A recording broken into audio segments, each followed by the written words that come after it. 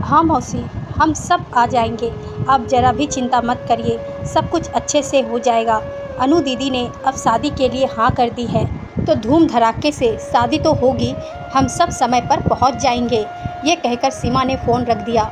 ये कोई उम्र है शादी करने की, समाज क्या कहेगा। सीमा की सास तुरंत बोली, आजकल की औरतों को शर्म ही नहीं आती है। जब मन हुआ तलाक दे दिया और जब मन हुआ शादी कर ली। शादी ना हुई खेल हो गया। ईश्वर रिश्ते बनाकर भेजता है और इंसानों ने उसी पवित्र रिश्ते का मजाक बना रखा है। मम्मी जी, अब अनु दीदी की मर्जी है और उन्हें शादी करके अपना जीवन जीना है, तो हम कौन होते हैं। उनकी अपनी इच्छा भी तो है।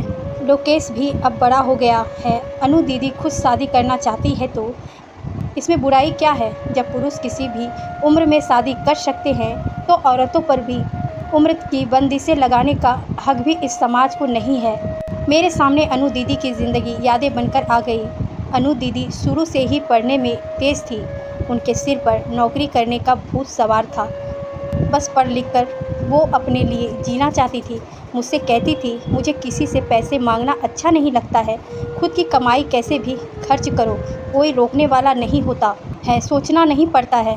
अनु दीदी अपने इरादों की अटल निकली और जब उनकी नौकरी लग गई तो वो बहुत खुश थी। घर वालों को उनकी शादी की चिंता सताने लगी।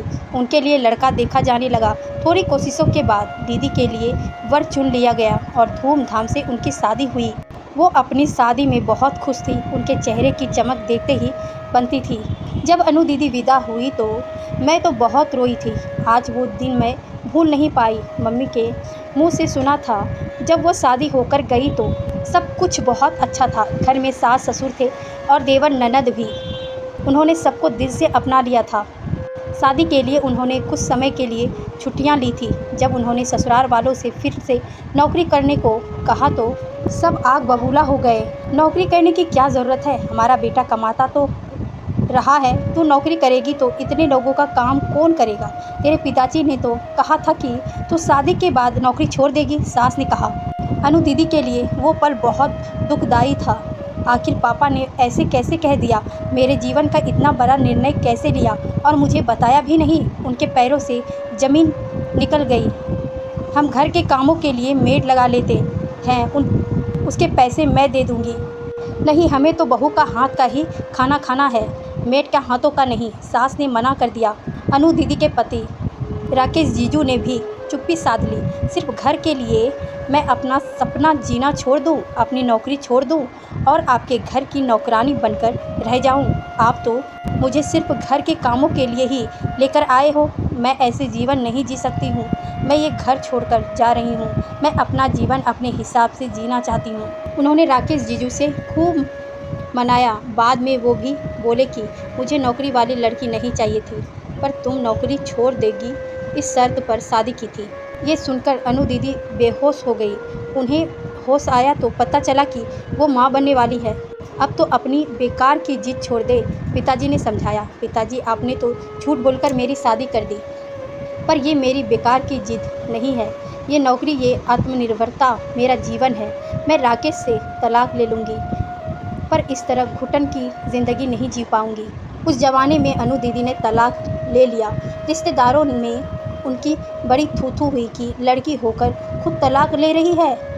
इन सब के बीच लोकेश का जन्म हो गया था। वो अपने बनाए हुए घर में रहने लगी। पिताजी के निधन के बाद माँ भी उनके साथ रहने लगी।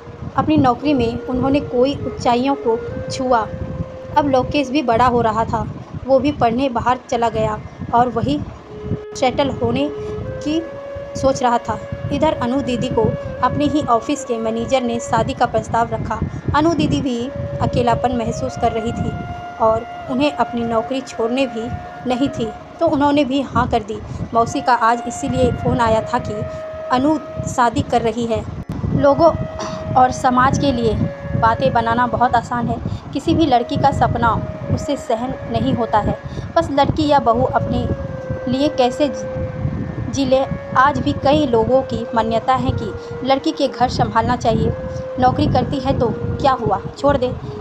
औरत से ही हमेशा छोड़ने का त्याग करने की उम्मीद की जाती है। अगर वो नहीं मानती तो उसके स्वाभिमान को उसकी जिद बता देती जाती है। औरतें भी अपने प्रति जिद्दी हो सकती है। जब पुरुष किसी भी उम्र में शादी कर सकता है तो औरत भी कर सकती है। अपनी ज़िंदगी अपने हिसाब से जी सकती है। जब पुरुष तलाक दे सकता है, दूसरी शादी कर सकता है, तो औरत पर पाबंदी क्यों है?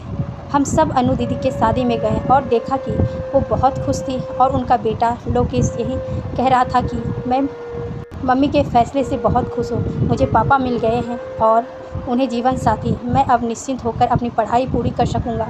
मम्मी के बरसों का अकेलापन दूर हो जाएगा। उनके जीवन में फिर से सपने देखने और खुशियों की उम्मीद जागी है।